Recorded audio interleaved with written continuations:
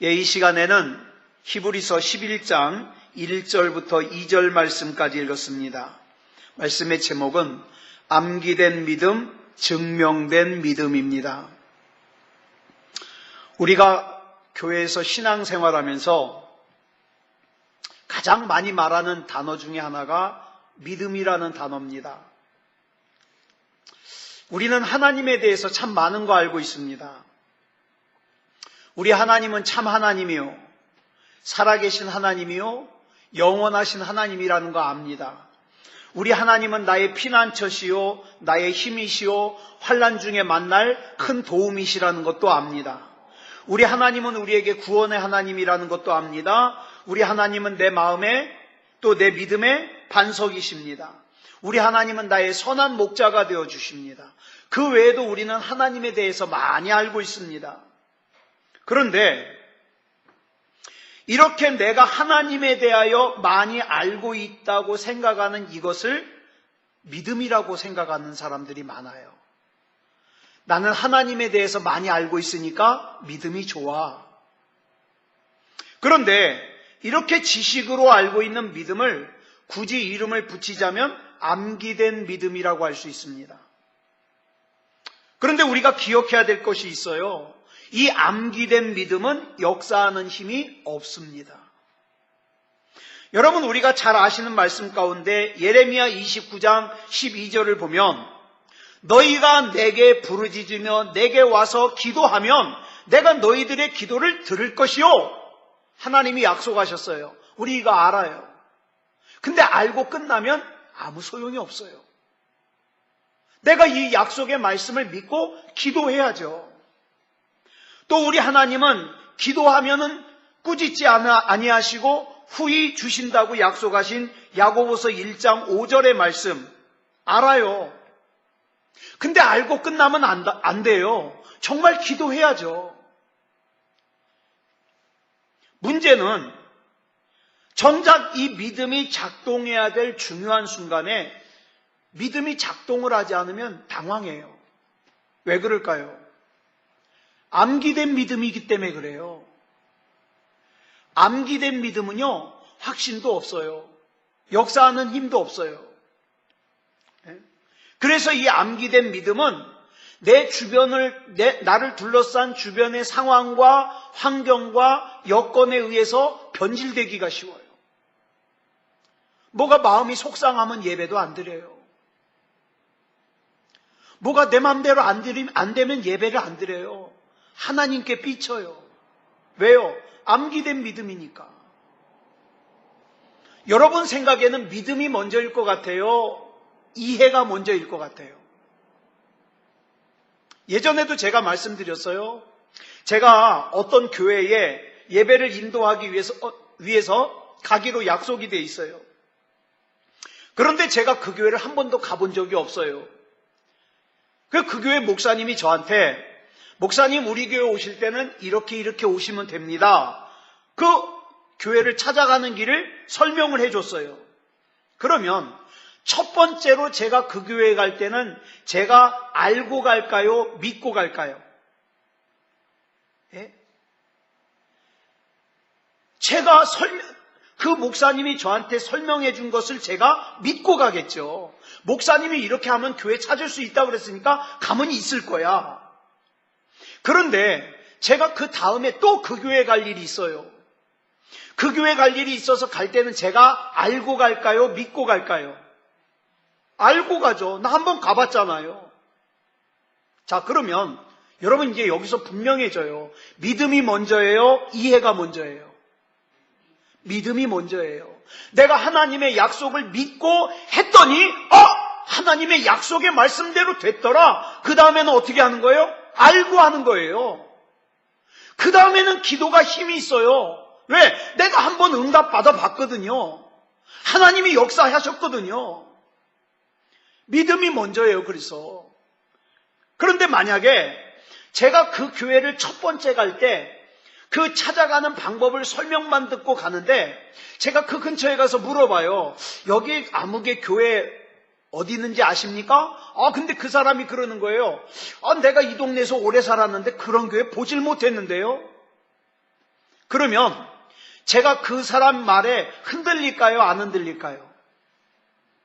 흔들리죠. 나 와본 적이 없는데.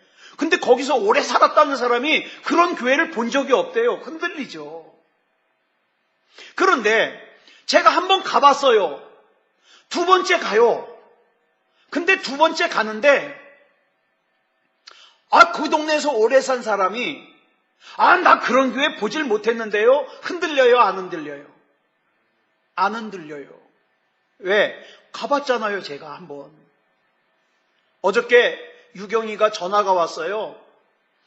우리 결혼할 형제랑 같이 밥을 먹고 싶다고. 그래서 그러자. 그랬는데 어디서 먹을까 하다가 저 개봉입구 쪽에 있는 다채를 얘기를 했어요. 그랬더니 유경이가 그래요. 목사님 거기 아직도 할까요? 제가 자신 있게 대답했죠. 하지. 제가 왜 자신 있게 대답했을까요? 한 2주 전인가 3주 전인가 우리 정진웅 목사님이 밥 사줘서 거기서 밥 먹었거든요. 그러니까 아직 가게가 안 없어진 거예요. 제가 가봤잖아요. 그죠? 그런 거예요. 흔들리질 않아요. 우리의 믿음은 이렇게 단순히 암기된 믿음이 있고 그 다음에 확신 가운데 증명된 믿음이 있어요. 어떤 믿음이 역사하는 힘이 클까요? 예? 암기된 믿음과 증명된 믿음 가운데 어떤 게 역사하는 힘이 클까요? 증명된 믿음. 이건 확실하잖아요. 내가 해봤잖아요. 응답 받아봤잖아요. 성경에서 말하는 믿음은 대부분 바로 이 증명된 믿음이에요. 그러면 어떻게 암기된 믿음이 아닌 증명된 믿음을 가질 수 있을까? 여기서부터가 문제예요. 어떻게 해야 내가 증명된 믿음을 가질 수 있을까? 증명된 믿음을 가지려면 내가 흔히 말하는 역경이라고 하는 거, 환난이라고 하는 거, 어려움이라고 하는 거, 문제라고 하는 거, 이런 과정을 내가 겪어야 돼요. 왜? 그런 과정을 겪어야 그 문제 가운데 역사하시는 하나님을 경험할 수 있잖아요. 예? 그렇다 그래서 내가 그 하나님의 역사하심을 경험하고 싶다 그래가지고 나는 정말 문제를 만나고 싶어. 나는 정말 어려움을 만나고 싶어. 그런 사람 있어요? 없어요. 나 오늘 심심한데 고난이나 한번 당해볼까? 예? 하나님, 요즘에 제가 너무 편한데요. 이러다가 믿음 약해질 것 같아요. 어려움이나 하나 주세요. 그렇게 기도하는 사람 있어요? 없어요. 그런 기도하는 사람이 어디 있어요? 아무도 없죠. 그렇지만 이런 일을 겪어야만 내가 머리로 알고 있던 지식적으로만 알고 있던 암기되었던 믿음들이 뭐가 돼요? 증명된 믿음이 된다니까요. 내가 기도해서 병을 고쳐보니까 하나님이 정말 기도한 대로 병을 고쳐주시는구나 증명이 되잖아요. 정말 내 힘으로 해결할 수 없는 불가능한 문제인데 하나님 앞에 기도하고 해결받고 나니까 이 문제도 하나님이 역사하시니까 해결되는구나 증명이 되잖아요. 그래서 야고보서 1장 2절을 보니까 이렇게 말씀하는 거예요. 내 형제들아 너희가 여러 가지 시험을 당하거든. 그 다음에 보니까 말도 안 되는 얘기를 해요. 시험을 당하면 어떻게 하래요? 온전히 기쁘게 여겨라. 말하자면 이런 상황이에요. 우리가 예배를 팍 드리고 있는데 남명호 집사님이 팍 문을 열고 예배당 안으로 뛰어들어왔어요. 너무너무 기쁜 모습으로. 그러더니 예배당 안으로 들어와서 막 팔짝팔짝 뛰면서 좋아해요. 집사님 왜 무슨 일 있어요? 왜 그래요? 무슨 좋은 일 있어요? 그랬더니 목사님 나 오늘 사기당했어요. 이게 말이 돼요? 말이 안 되죠. 근데 이 말이 안 되는 주문을 지금 야고보서 1장 2절에서 하고 있어요. 어려움 당하면 기뻐하래요. 고난 당하면 기뻐하래요. 왜 우리 주님께서 이런 황당한 주문을 우리에게 하실까?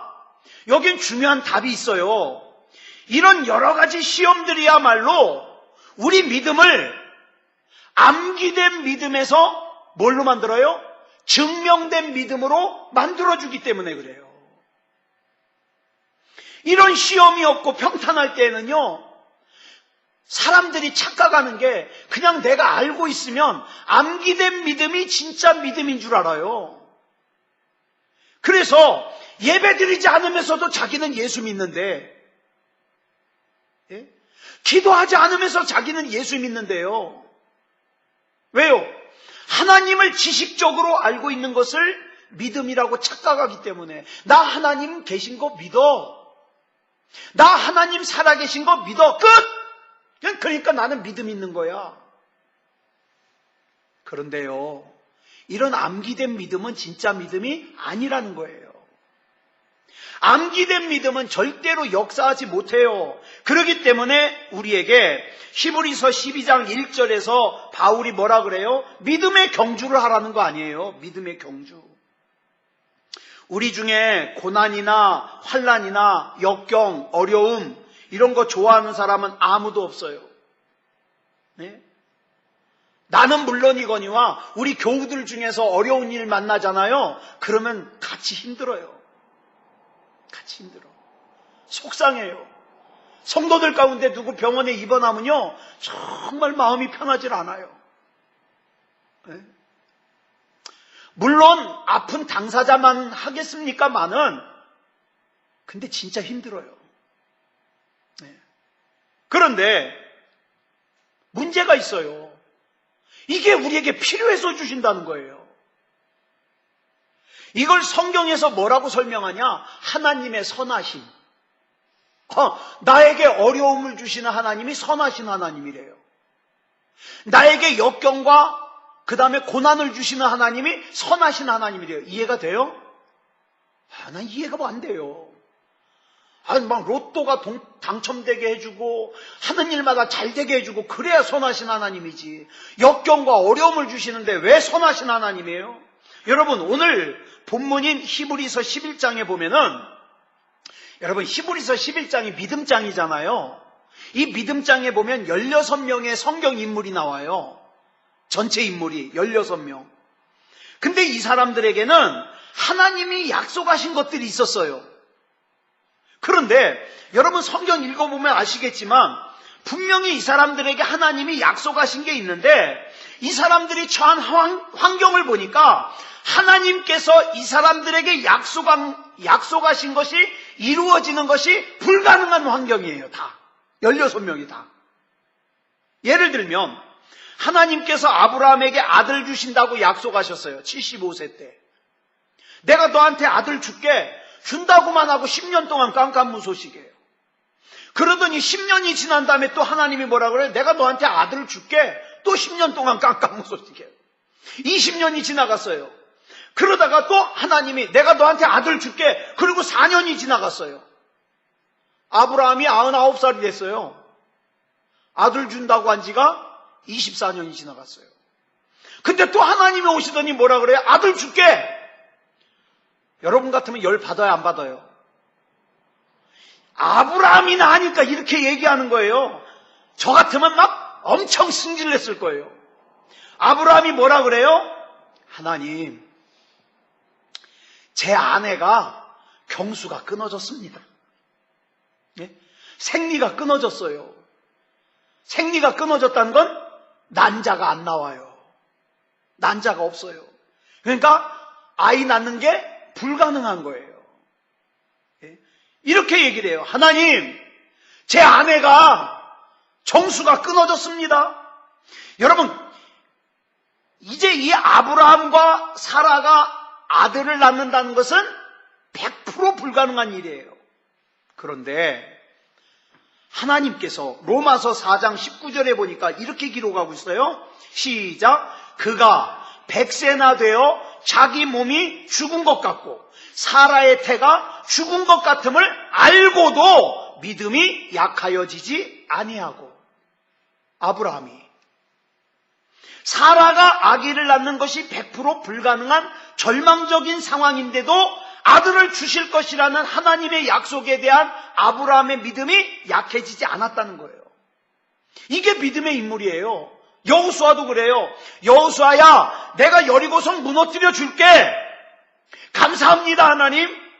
그랬더니 뭐라 그래요? 자, 그러면 이제부터 넌 오늘부터 하루에 여리고성을 하루에 한 바퀴씩 돌아라. 6일 동안. 7일째 되는 날 7바퀴 돌아라. 이게 무슨 말씀이에요?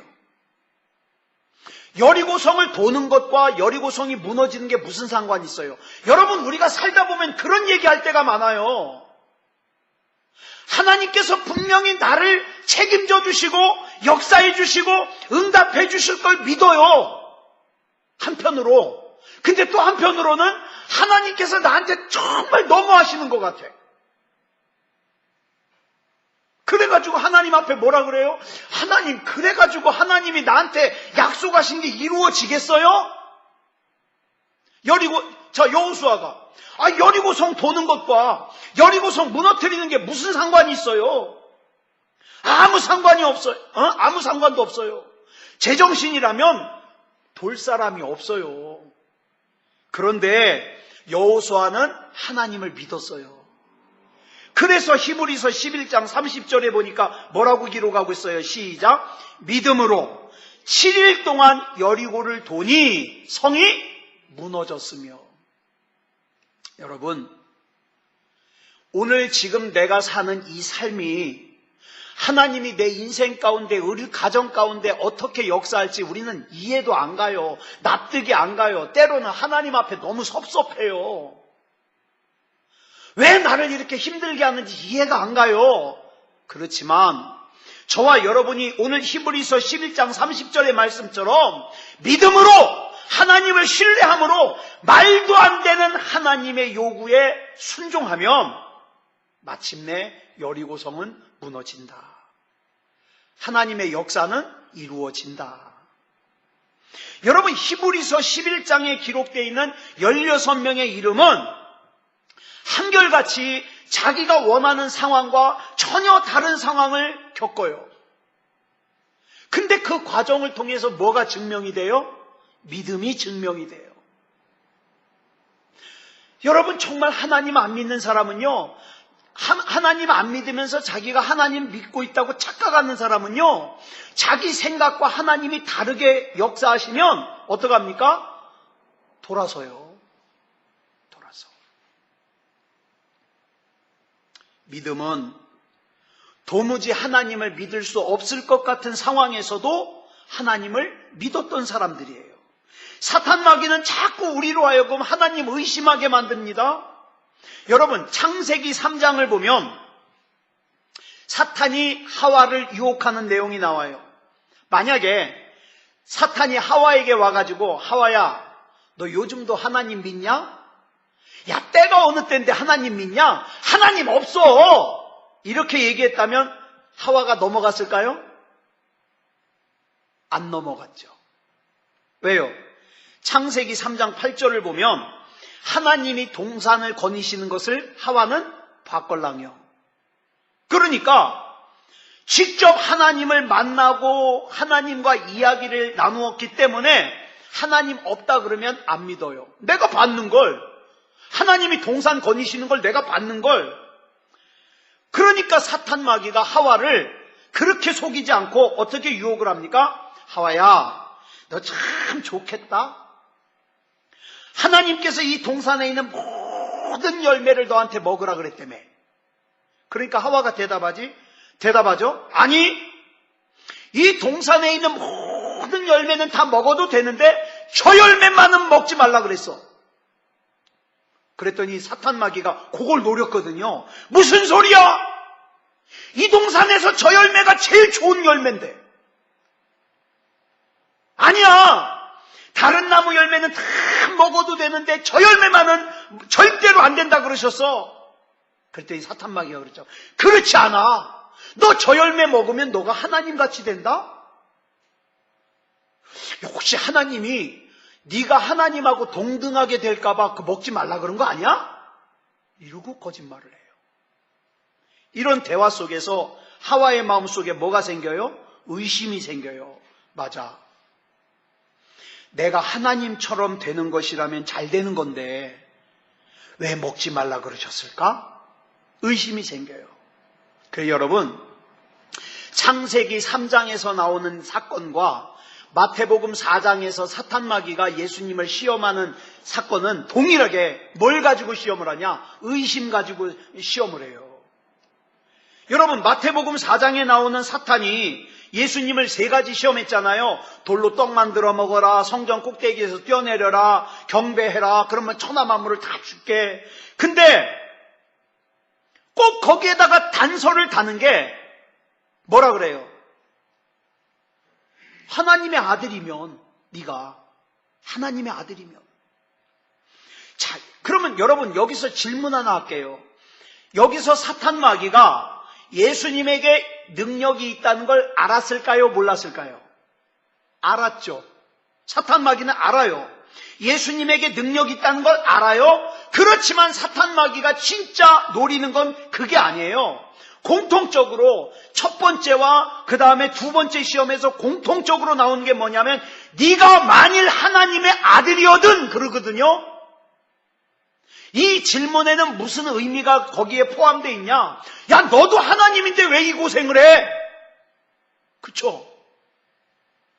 여기서 사탄 마귀가 노리는 것은 예수님으로 하여금 하나님, 성부 하나님을 의심하게 만드는 거예요. 맞아! 나도 하나님인데, 나도 성자 하나님인데 왜 나만 십자가 져야 되지? 왜 나만 이 고생을 해야 되지? 의심하기를 원하는 거예요. 오늘 우리를 찾아오는 사탄 마귀도 마찬가지예요. 마귀가 저와 여러분에게 와가지고 이창원 목사야, 하나님 없어. 그러니까 헛고생하지 말고 남은 여생이라도 재밌게 살아. 그러면 속아 넘어가겠어요? 안 속아 넘어가요. 여러분도 속아 넘어갈 사람 아무도 없어요. 이거에는. 그런데 문제는 이렇게 질문을 해요. 하나님이 너 사랑한다며. 근데 너의 삶을 한번 봐봐라. 그게 하나님 사랑받는 사람이 삶이냐? 너 그동안 그렇게 열심히 교회에서 헌신하고 봉사했는데 왜 아직도 그렇게 힘들게 살아? 너 그동안 그렇게 열심히 봉사했는데 왜 그렇게 풀리질 않아? 너 그동안 그렇게 극성스럽게 열심히 신앙생활했는데 왜 그렇게 몸이 아프냐? 너 하나님만 바라보며 목회한다며. 왜 근데 이가 8개나 빠져가지고 임플란트를 하냐? 이러고 질문하면 말문이 탁 막히잖아요. 그러면서 마귀가 그래요. 그 다음에 쐐기를 박아요. 사실 하나님은 너한테 관심 없어. 그래, 네 말대로 하나님이 계시긴 계시지. 그렇지만 하나님은 다른 사람에게 관심 있지. 저 CTS에서 간증하고 막 이런 사람들, 기적을 경험하는 사람들, 그런 사람들에게나 관심 있지. 너는 사랑하지도 않고 아예 너 같은 사람한테는 관심도 없어. 그러면 그런가? 이게 사탄 마귀의 전략이에요. 이런 말을 듣다 보면 증명된 믿음이 아닌 사람들은 이렇게 반응하죠. 맞아. 듣고 보니 그러네. 내가 금요일 날 밤까지 나가서 교회 가가지고 기도할 필요 없네. 이러고 반응한다니까요. 하나님이 나를 사랑하신다면 나를 이렇게 내버려 둘 일 없어. 의심이 생기기 시작하는 거예요. 그래서 여러분, 믿음의 길을 간다는 건 쉬운 일이 아니에요.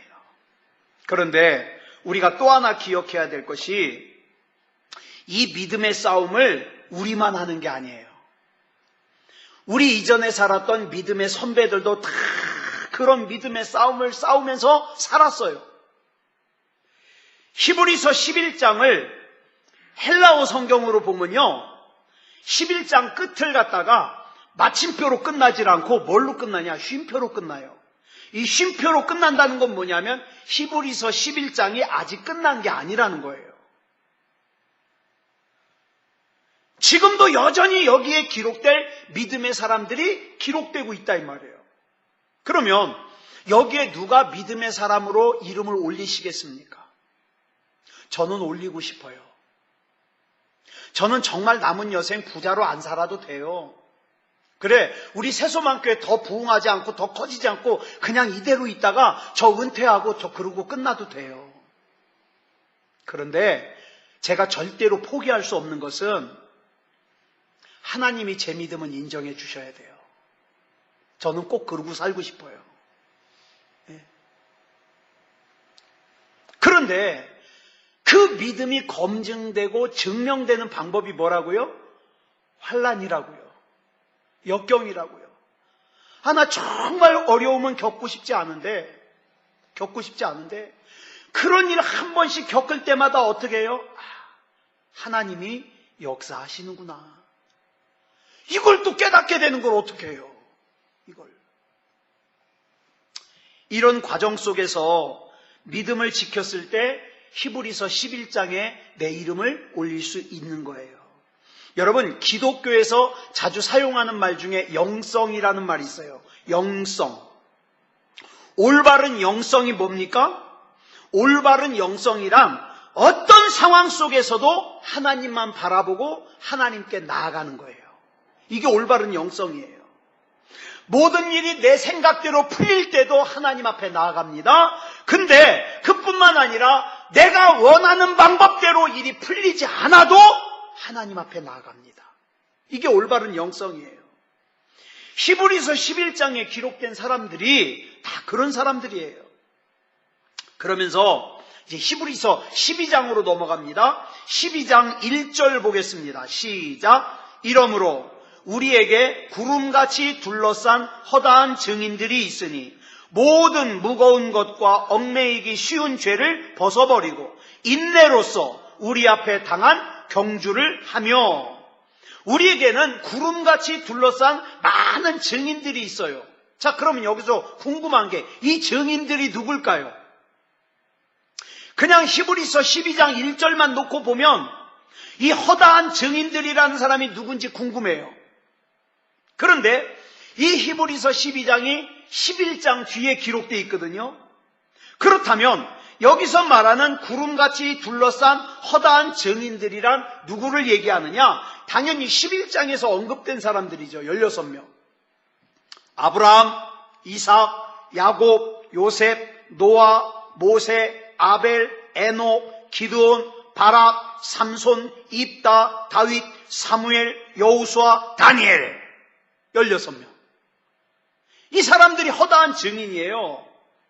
그런데 우리가 이 땅에서 막 믿음의 경주를 하고 있을 때 여러분 어쩔 때 보면 엘리야 같은 그런 생각을 할 때가 있어요. 하나님 제대로 믿는 건 나밖에 없는 것 같아. 너무 힘들고 외롭고 막 그런 생각 들 때 있잖아요. 근데 성경은 그렇지 않다는 거예요.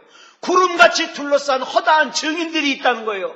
그 증인들이, 믿음의 선배들이 둘러서 가지고 우리를 보면서 이런 얘기를 하는 거예요. 와, 대단한데 나도 저런 상황이라면 믿음을 지키기가 힘들 텐데, 와, 굉장한데, 그러면서 응원해요. 조금만 더 힘을 내라고. 그리고 이어지는 히브리서 12장 2절을 보니까 이렇게 말씀하고 있어요. 시작. 믿음의 주요 또 온전하게 하시는 이인 예수를 바라보자. 저는 이 말씀 너무 좋아요. 제가 여러 번 여러분들에게 이 말씀 강조해 드렸을 거예요. 여기서 믿음의 주라고 사용된 헬라어가 뭐냐면 아르케고스예요. 아르케고스. 그런데 이 아르케고스라는 단어를 우리말 성경에서는 그냥 주라고만 번역을 했는데, 물론 주라는 뜻도 있어요. 근데 주라는 뜻은 저 밑에 있는 거예요. 우선순위로 위에 있는 뜻이 뭐냐 하면 개척자, 시작하신 분, 또 무슨 뜻이 있느냐? 여러분 책을 쓰는 저자라는 뜻이 있어요. 저자. 그래서 본문을 정확하게 번역을 하면 이렇게 돼요. 믿음의 저자요, 또 온전하게 하시는 이인 예수를 바라보자. 그러니까 히브리서 12장 2절은 이걸 말하는 거예요. 내 삶에서 일어나는 모든 믿음의 역사는 내가 쓰는 것이 아니라 다른 누군가가 쓰고 있다. 그 다른 누군가가 누구냐? 예수 그리스도다. 이걸 우리에게 알려주고 있는 거예요. 그렇기 때문에 내 삶에서 일어나는 모든 일은 하나님의 다스림을 받지 않는 것이 없어요. 여러분은 복 있는 사람이에요.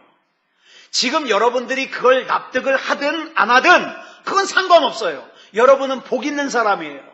반드시 하나님의 인도하심을 받을 것이며 하나님의 뜻하신 대로 살게 될 겁니다. 왜요? 우리의 믿음의 주가 저자가 되시니까. 우리가 일상생활 살다가 이런 고백을 할 때가 있어요. 전 하나님 앞에 이런 기도 참 많이 했어요. 하나님, 제가 오늘 억울한 일을 당했어요. 하나님, 제가 오늘 속상한 일을 당했어요. 하나님, 제가 오늘 어려운 일을 당했어요. 하나님, 지금 제가 너무 힘들어요. 그러면서 뒤에다 이렇게 붙여요. 제 사정 알긴 아십니까? 기도하면서. 그런데 히브리서 12장 2절을 읽다가 이런 음성을 들어요. 알지. 알다마다. 너의 삶에서 일어나는 모든 일들은 내가 적고 있는데. 알다마다. 그 주님께서 고린도전서 10장 13절에서 이렇게 말씀하셔요. 시작. 하나님은 미쁘사 너희가 감당하지 못할 시험당함을 허락하지 아니하시고 시험당할 즈음에 또한 피할 길을 내사 너희로 능히 감당하게 하시느니라. 이 말씀을 믿으십니까? 아직도 여러분 가운데 이사야 40장 27절의 말씀처럼 내 사정은, 내 길은 하나님 앞에 숨겨져서 하나님은 몰라, 내 사정 몰라 이러고 생각할지 몰라요. 그런데 히브리서 12장 2절 말씀 꼭 붙잡으시기 바랍니다. 하나님이 내 삶을 쓰세요. 하나님이 우리 가정을 쓰세요. 하나님이 우리 교회를 쓰세요. 그러니까 나는 염려할 것 없어요. 그렇기 때문에 우리는 히브리서 10장 39절에 나오는 신앙 고백을 할 수 있는 거예요. 같이 고백하겠습니다. 시작. 우리는 뒤로 물러가 멸망할 자가 아니요 오직 영혼을 구원함에 이르는 믿음을 가진 자니라. 누가? 내가. 크게요. 내가. 예.